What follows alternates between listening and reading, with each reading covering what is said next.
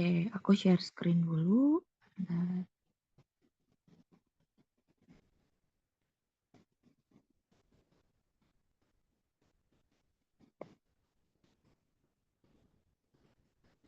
Nah, sebenarnya konsep ini teman-teman, kalian bisa pakai juga tanpa kertas juga nggak apa-apa. Ya, bisa tanpa kertas, by omongan, by ngobrol. Caranya gimana, Vin? Ya udah, intonasi yang harus dimainkan. Tapi kalau kalian sudah janjian sama orang, sudah set waktu, orang itu udah tahu kalian mau prospek, it's okay. Kalian keluarin kertas, pulpen, kalian sharing pakai kertas. Tapi kalau nggak ada waktu, maksudnya kayak instan aja tiba-tiba mengalir, terus kalian bisa sharing, ya nggak apa-apa, nggak harus pakai kertas juga gitu. Tapi kalau aku pribadi, aku selalu siap sedia kertas dan pulpen sih di tas tablet aku gitu ya. Itu selalu. Nah, pada saat ketemu, biasanya kan kita udah janjian dulu nih. Kita sharing, kita bilang kita minta waktu untuk kita mau sharing ya, kita minta waktunya. Kita mau sharing program terbaru nih dari Manulife. Boleh ya minta waktu kamu sekitar 20 sampai 30 menit aja, gitu kan.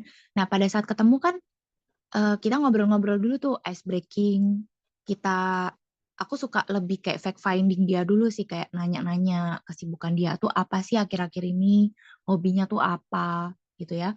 Udah mulai cair, kita tuh udah ngerasa nyaman sama dia, dia juga ngerasa nyaman sama kita, baru aku mulai masuk. Nah, aku pun sharingnya langsung nggak langsung ke produk, teman-teman. Hindari sharing produk, jangan pernah sharing produk, oke? Aku selalu akan bilang, Ceko, sebelum Vina masuk ke program yang kemarin Vina mau sharing ke Koko, boleh ya, Vina tuh pengen sharing satu konsep tentang keuangan, tentang ngatur keuangan gitu ya. Dan Vina tuh pengen minta pendapat Koko atau Cece sih, dari apa yang Vina sharingkan. Boleh ya, Kok ya? Nggak lama-lama sih, 5-10 menit aja gitu. Nah, misalkan kita ngomong nih, C, Koko gitu ya. Jadi Vina itu, eh, Koko sama Cece pernah dengar nggak? Ada orang yang sharing nggak tentang 3 fase kehidupan? Biasa sih mereka bilang nggak pernah sih. Dan emang nggak pernah denger ya rata-rata orang. Enggak tuh nggak pernah. Oke, boleh ya kok ya, aku sharing bentar aja. Nah, sebenarnya gini kok.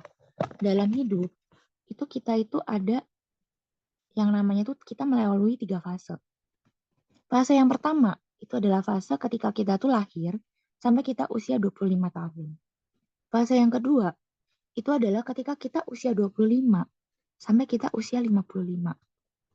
Fase yang ketiga, itu adalah ketika kita usia 55 sampai usia 75 atau bahkan 85. Vin, Nah, sorry, Vin. ya. Ini kamu pakai tablet share atau enggak? Memang enggak. Oh, oh Nulisnya iya kamu ya. kamu Sorry, share enggak? sorry. Thank you, Ce. Aku belum Ah, share ah. screen. Oke.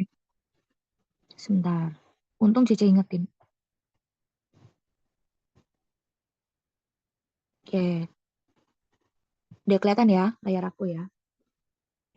Oke, aku ulang ya. Bentar. Jadi aku selalu bilang gini. Jadi kita itu kok, Ce, kita hidup itu melalui 3 fase. Fase yang pertama, itu adalah ketika kita usia 0 sampai 25. Fase kedua itu adalah 25 sampai 55. Fase yang ketiga itu 55 sampai 75 atau 85. Nah, di fase pertama, biasanya apa sih yang kita lakukan, kok, C? Kita tanya aja teman-teman. Ya, sekolah, kuliah gitu kan. Misalkan dia ngomong, oke, terus apa lagi? Mungkin udah mulai kerja. Betul. Nah, di fase pertama, itu biasa rata-rata kita tuh masih tahap apa ya, baru mulain, kalaupun kerja itu baru mulain kerja lah, fresh graduate. Income juga mungkin belum terlalu yang gede gitu ya. Jadi boleh dibilang di fase pertama itu kita cenderung itu masih no income ya. Nah, lalu di fase kedua. Nah, fase kedua ini kan fase yang sekarang kita lagi jalanin ya, Koce ya. Nah, di fase kedua ini apa kok yang Koko dan Cece lakukan? Hmm, ya kita udah mulai kerja, udah mulai settle, misalkan udah mulai married, punya anak gitu ya, berkeluarga. Mungkin kalau yang usaha udah mulai buka usaha. Nah, betul. Jadi di fase kedua ini, boleh dibilang ini adalah golden periodnya kita nih. Kenapa? Karena ini adalah fase di mana kita tuh produktif. Ini adalah masa produktifnya kita, oke? Dan di sini itu adalah di mana kita tuh punya income, dan income ini udah mulai stabil ya, udah mulai settle lah. Nah, di mana income ini kita pakai untuk kita di fase kedua ini, sekaligus kita juga saat yang paling tepat untuk kirim duit ke fase ketiga, kirim duit ke masa depan gitu. Nah, di fase ketiga ini rata-rata orang pada umumnya itu usia 55 sampai 75 itu ngapain biasanya? Biasanya udah pensiun. Nah, di mana pensiun itu cenderung dengan yang tadi sama juga dengan fase pertama, yaitu no income. Nah, berarti sekarang PR kita itu, Koce, ada di fase kedua. Di mana fase kedua tadi, ya kita saatnya kita untuk cari duit, benar gak sih? Untuk kita kumpulin duit, pakai duit juga di fase kedua, dan kirim duit ke masa depan.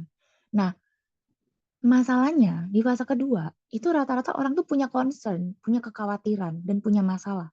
Nah, ada 3 hal yang menjadi masalah nih, rata-rata orang gitu ya. Yang pertama, itu adalah ketika seseorang itu meninggal terlalu cepat. Belum selesai ngumpulin duit, belum selesai lakukan tugasnya, ya kan? Tiba-tiba Tuhan panggil, meninggal. Nah, itu serem banget, ya kan? Sering dengar nggak kok, usia masih muda, anak masih kecil-kecil, tiba-tiba dipanggil Tuhan. Ya sering lah, gitu-gitu ya kan? Nah, itu yang serem gimana keluarga yang ditinggalin, gitu loh. Siapa yang bakal bisa gantiin dia, gitu. Nah, yang kedua, meninggal, tapi terlalu lama. Nah, ini sih masalah di fase ketiga nih, masalahnya, ya kan? Meninggal terlalu lama. Jadi ya kadang-kadang kita doa nih, ulang tahun. Kita doa pengen panjang umur. Tuhan kasih nih panjang umur, tapi terlalu panjang. Jadinya ya bukannya happy. Kadang-kadang orang ada tuh yang cerita sama aku, aduh Vin, aku mau sih hidup panjang umur, tapi nggak mau terlalu panjang juga sih. Takutnya apa? Sakit-sakitan. Takutnya nanti ketuaan juga ngerepotin anak. Ada yang ngomong kayak gitu, ya kan? Terus yang ketiga, hidup tapi nyusahin. Nah ini aku suka istilahnya ibet, agent aku suka ngomong gitu. Hidup, lu dikasih hidup, tapi nyusahin. Maksudnya apa? Sakit kritis. Jadi kita itu udah sakit, nggak bisa cari duit, kita malah ngeluarin duit. Banyak lagi. Nah, kita gimana dong? Nah, C, sebenarnya 3 hal ini nggak akan jadi masalah ketika kita punya yang namanya uang.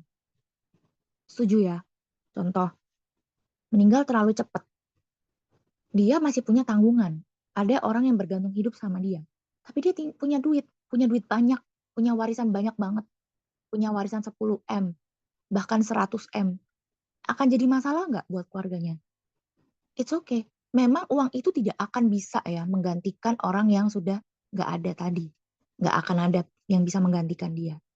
Tapi paling nggak dengan adanya dia punya warisan, keluarga yang ditinggalkan masih bisa lanjutin hidup. Masih bisa lanjutin, anak-anaknya masih bisa lanjutin kuliah. Istrinya masih bisa lanjutin usaha, masih segala macem gitu ya. Kalaupun mungkin dia single, dia masih bisa tinggalin uang untuk orang tuanya, bisa lanjutin hidup. Apalagi kalau orang tua yang ditinggal, udah nggak bisa kerja lagi. Kalau dia punya uang dari anaknya warisan akan lebih safe gitu. Atau kalau meninggal terlalu lama, kita dikasih Tuhan panjang umur, punya duit banyak, yakin aku kita pasti akan happy, sehat-sehat, bisa jalan-jalan gitu ya. Loh teman-teman, jangankan ini ya, maksudnya kadang-kadang kita jangan berpikir bahwa kalau banyak duit nanti makan enak mulu, sakit juga percuma, Vin, nggak bisa nikmatin hidup. Jangan salah. Sehat pun itu butuh duit, teman-teman. Sehat itu mahal loh. Teman-teman tahu nggak? Kita kalau mau sehat, kita makan harus organik, ya kan? Kita makan nggak boleh sembarangan. Minyak goreng aja kita pakai yang Barco. Itu udah berapa duit? Nge-gym, pilates, itu juga butuh duit, guys. Nah, kalau kita punya banyak duit, dijamin sehat. Karena kita bisa beli makanan sehat, sayuran organik, bisa tetap nge-gym, bisa tetap bayar personal trainer. Nah, kalau kita punya banyak dana pensiun, ya happy lah hidup kita. Benar nggak, teman-teman? Nah, yang ketiga, pada saat kondisi kritis, kita juga aman ketika kita punya duit. Jangan dipikir kalau kita punya asuransi kesehatan itu cukup loh.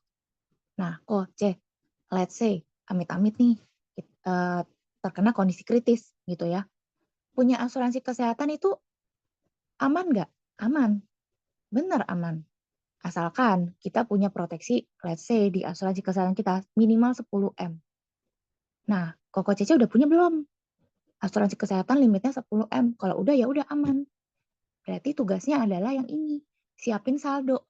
Pada saat terkena kritis, amit-amit ya, kesehatan dijamin udah pakai kartu kita dapat duit. Kita punya duit, cadangan duit untuk apa? Untuk biaya hidup. Jangan dibilang kita tuh dari asuransi kesehatan udah aman ya. Maksudnya kita juga butuh loh income tambahan untuk biaya hidup kita. Kan tagihan kita tetap jalan. Biaya hidup kita tetap jalan. Kalau kita nggak punya duit cash, siapa yang mau gantiin kita? Ini lebih parah lagi dari yang nomor satu. Karena kita masih hidup kondisinya. Kita masih butuh biaya hidup gitu loh. Nah, kok cek kalau boleh tahu, eh, dalam apa ya? Oh ya, sorry. Kita ngomong dulu gini. Nah, untuk dalam prepare uang ini, sebenarnya ada dua cara nih. Cara yang pertama, itu adalah kita prepare dengan cara apa yang diri sendiri lakukan, yang kita suka lakukan nih. Nah, kalau boleh tahu nih, Koko Cece, biasanya prepare uang ini dengan cara apa nih? Saving uang itu selama ini dengan cara apa? Investasi dengan cara apa? Kita tanya aja teman-teman. Misalkan dia jawab obligasi, saham, deposito, nggak apa-apa. Kalian tulis aja di sini. Oke? Nah, kita bilang, nah bagus tuh, kok udah prepare gitu ya, dengan cara sendiri. Sebenarnya itu bagus banget. Kita punya cara-cara yang menurut kita itu udah kita tahu nih, terbukti. Ini terbukti loh, gue menghasilkan investasi yang bagus, kayak gitu-gitu kan, gue prepare. Nah, satu hal yang kita mesti ingat, semua ini tuh ada resikonya. Ada yang namanya tuh resiko ekonomi.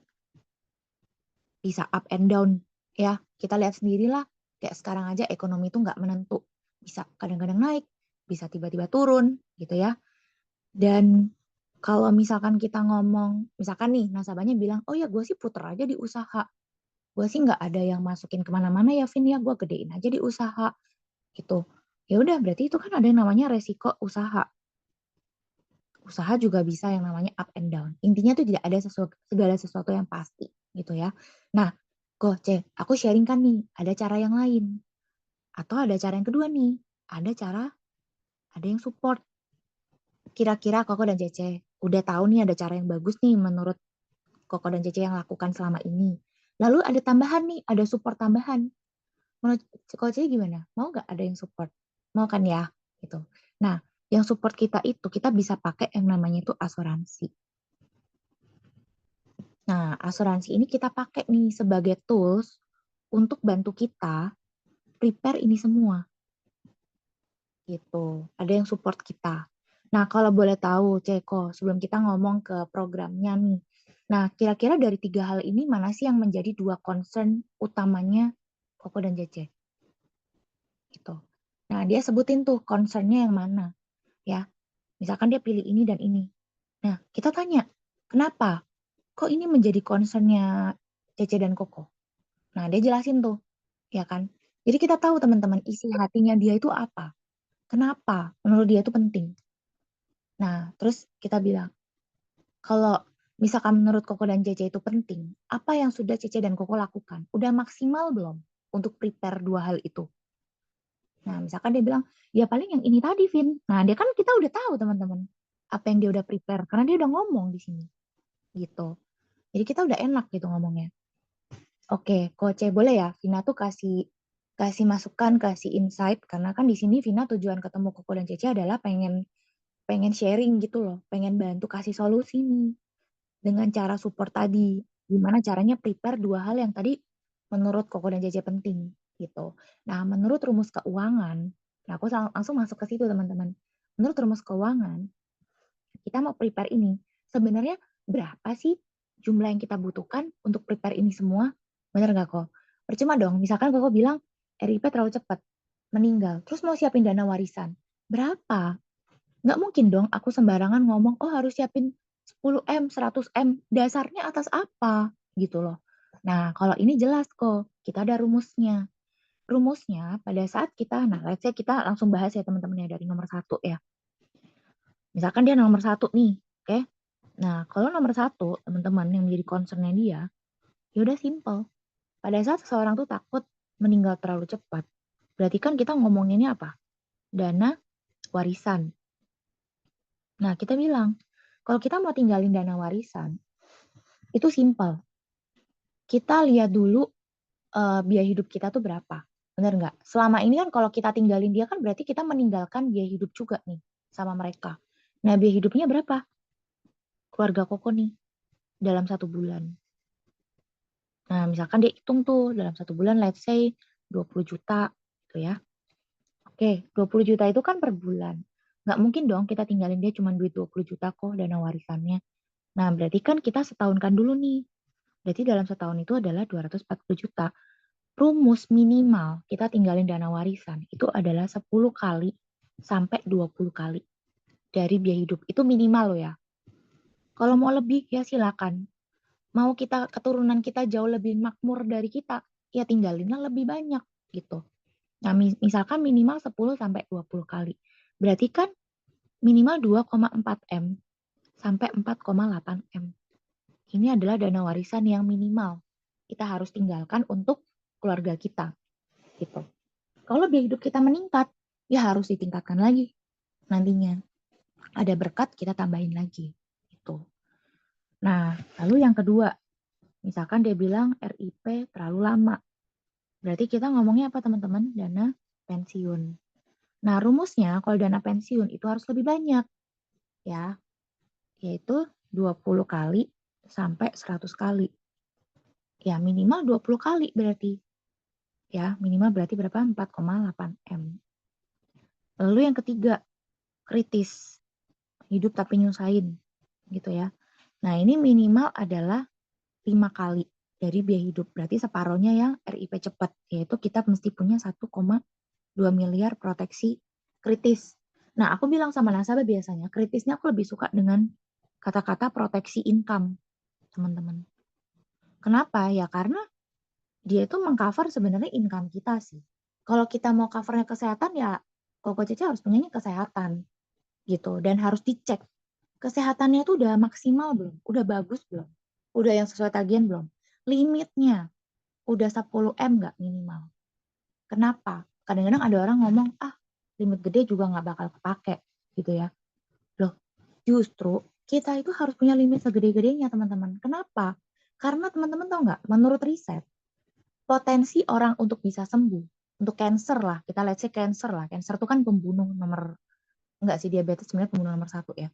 Cuman cancer itu sangat banyak zaman sekarang ini orang-orang terkena cancer. Kenapa?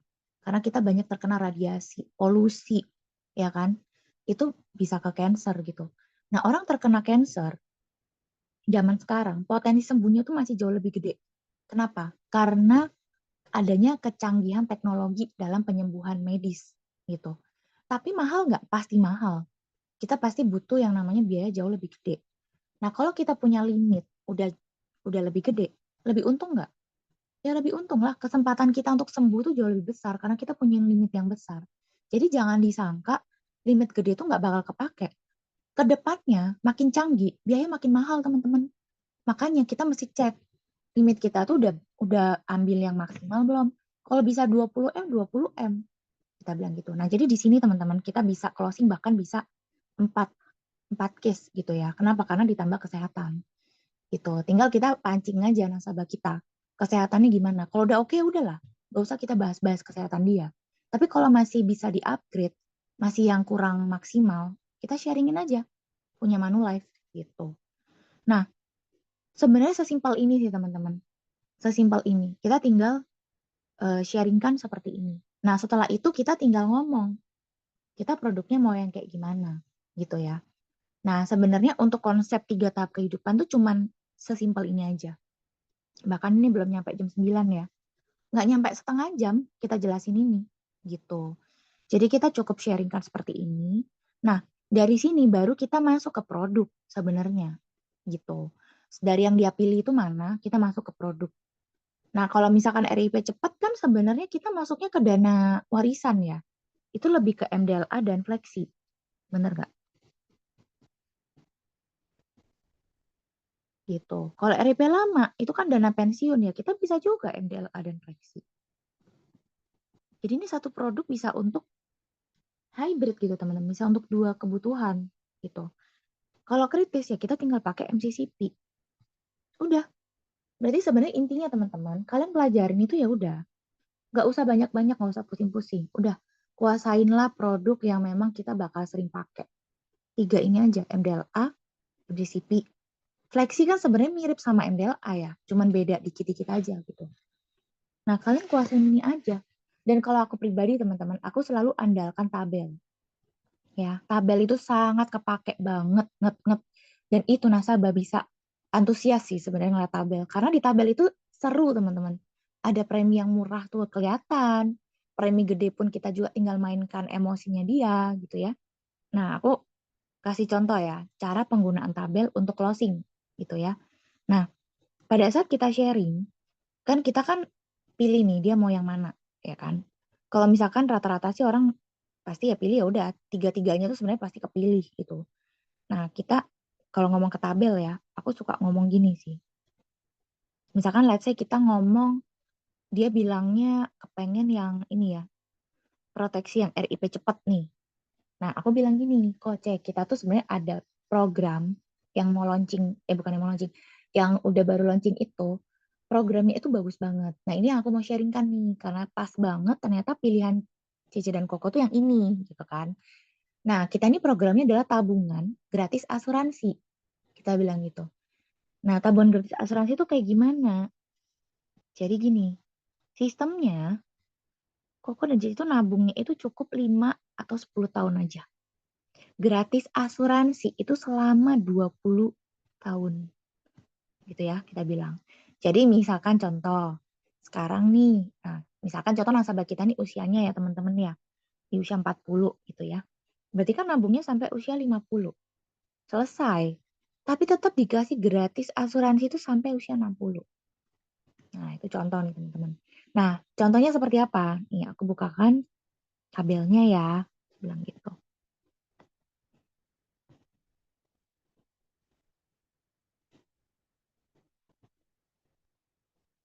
Nah, ini gampang. Ini contoh MBLA ya teman-teman ya. Nah, misalkan dia pria usia 40. Aku tinggal klik aja di usia 40 ini. Oke. Nah, kita lihat yang B, teman-teman. Aku tawarin biasanya B. Gitu ya, B dulu. Aku bilang, tabungan gratis asuransi. Nah, nabung itu kan berarti kan kita bener-bener nabung ya. Kayak kita nabung di bank lah. Anggap kita kayak nabung di bank gitu. Kita tabung rutin. Ya, kita kan nabungnya rutin. Kita lihat yang B20 teman-teman. Karena kan aku bilangnya di awal tadi eh, gratisnya 20 tahun. Ya, teman-teman terserah mau pakai 20 atau 30. Kita bilang misalkan kalau kita bilang gratis 20, berarti kita pakai B20. Terus kita bilang, Koko mau gratis asuransi berapa nih? Ya, misalkan mau dapat gratis asuransinya sebesar 1 M. Oke. Berarti kalau kita nabung 10 tahun, kita lihat MPP yang 10. Berarti per tahun kita tabungnya 15,4 juta. Ya, kita tabung selama berapa kali? 10 kali aja kok cukup. 15 kali 10. Kita dapat proteksi 1 miliar kok untuk keluarga Koko selama 20 tahun ke depan itu gratis. Kenapa aku bilang gratis? Karena tanpa biaya. Nggak ada biaya sama sekali kok. No admin, no biaya asuransi, no service charge. Ya, jadi nggak ada sama sekali. Jadi amit-amit nih kok. Tadi kan Koko concernnya RIP cepet ya. Amit-amit. Baru setor 1 kali. Tiba-tiba Tuhan panggil. Baru setornya 15 juta. Keluarga langsung dapat 1 miliar. Langsung. Ya, tanpa dipotong biaya. Bahkan ini nggak ada pajak. Kita bilang gitu. Nah, tapi kan kita nggak berharap meninggal dong. Kita berharap sehat-sehat dong. Ya, jadi kayak nabung kok. Yang tadi Koko setor berapa? 15,4 dikali 10. Berarti Koko setor berapa? 154 juta. Berarti di tahun ke-20 ketika Koko usia 60, Koko akan dapat tambahan dana pensiun sebesar 154 juta. Oke aku ya, tanpa dipotong biaya sama sekali. Gitu teman-teman. Nah, kok aku mau nanya sama Koko nih. Kalau kita ngomong sehat ya, Koko sehat sampai tahun ke-20 Koko sehat. Koko lebih happy mana? Dapat duit 154 juta atau lebih happy dapat duit 1 miliar? Terus kalau dia bilang ya 1 miliar lah, gitu kan. Nah, kok kita ada yang eh, program setingkat di atasnya nih. Kalau Koko punya budget lebih dari 15,4 juta, ya, di sini Koko bisa ambil program yang ini kok. Program hybrid. Jadi kita amit-amit meninggal cepat, cair 1 miliar. Kita dikasih Tuhan panjang umur, 1 miliar jadi milik kita sebagai dana pensiun. Jadi bukan 154 juta tadi. Nah, Koko lihat nih. Nah, teman-teman lihat, kalau misalkan nih, kita tahu ya budget dia berapa. Maksudnya kita tahu nih kurang lebih kondisi ekonomi dia kayak gimana. Dia mampu gitu ya dengan premi besar. Ya udah kalian tawarin aja yang C20, tabung 10 tahun. Berarti dengan budget 58 juta, oke, Koko langsung dapat, nantinya akan dapat 1 miliar gitu. Kalau misalkan dia merasa kayak aduh berat bla bla bla bla bla gitu kan. Ya udah kita tarik aja ke C30 gitu ya. Jadi pada tahun ke-30 itu preminya cuma 2 kali lipat yang tadi loh teman-teman. Coba lihat deh. MPP 10 C30. Tadi kan 15 ya yang B. Ini 32. Jadi Koko kalau punya budget 2 kali lipatnya, Koko bisa dapat 1 miliar. Ya, 32,3. Kalau misalkan dia memang budgetnya nggak ada 50 juta teman-teman ya. Kita nggak apa-apa, kita sharing aja ke dia. Kalau misalkan dia bilang HO-nya lagi, loh kalau 30 kan berarti mundur lagi Vin. Aku berarti kan umur 70. Nah, kita masuk lagi teman-teman ke presentasi kita tadi. Ya, tadi kan kita ada ngomong nih di fase ketiga di sini. Nah, kita lihat, oh C, 70 itu kita masih tergolong apa? Masuk ke fase ketiga, benar nggak? Fase ketiga itu kan fase pensiun. Nah, di fase ketiga, sebenarnya kita pensiun itu pun ada 2 fase. Fase pertama tuh di usia 55 tadi. Ini fase pertama pensiun kita nih. Kalau Tuhan kasih panjang umur 20 sampai 30 tahun ke depan, kita bisa masuk ke fase kedua. Fase pertama, kita masih produktif, masih sehat, bisa cari duit, masih bisa kerja. Coba deh lihat orang-orang usia 55. Masih fit gitu ya. Ibaratnya oke lah pensiun, tapi lu masih punya cadangan duit juga masih ada. Ya kan, tabungan-tabungan masih banyak. Badan juga masih fit. Masih oke. Justru yang penting itu ketika kita masuk fase kedua nih, usia 70-an. Ini saat dimana kita paling butuh duit cash.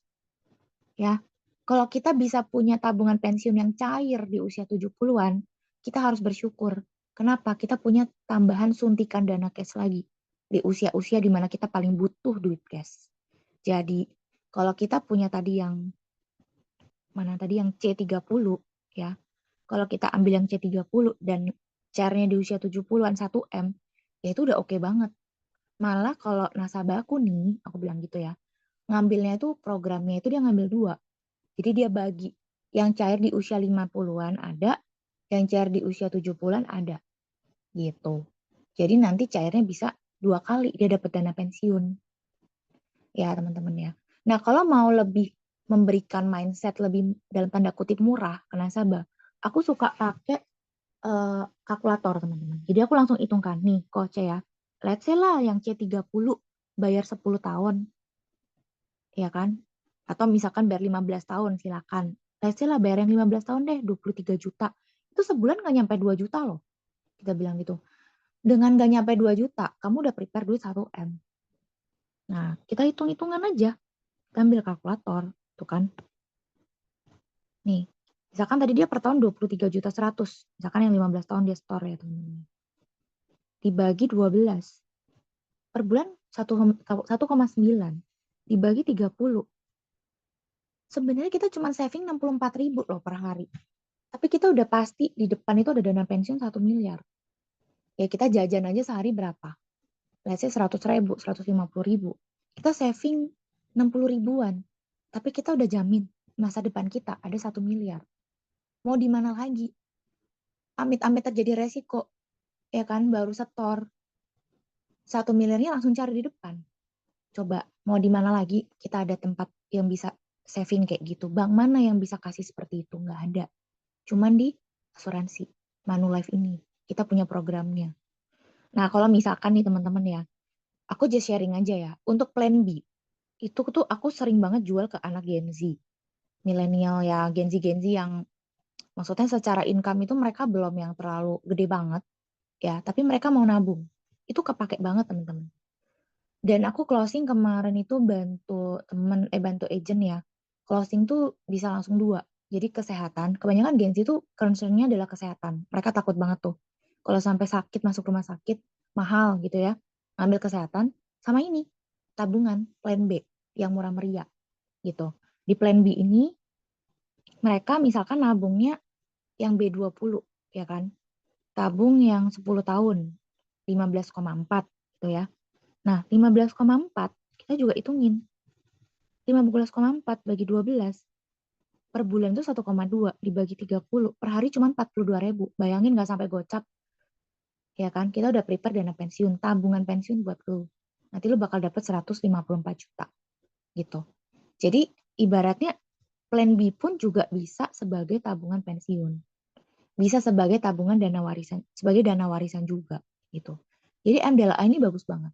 Nah, kalau fleksi itu lebih untuk melengkapi sih sifatnya. Melengkapi apa yang tidak ada di MDLA gitu. Ya, mungkin itu sih teman-teman sharing aku hari ini.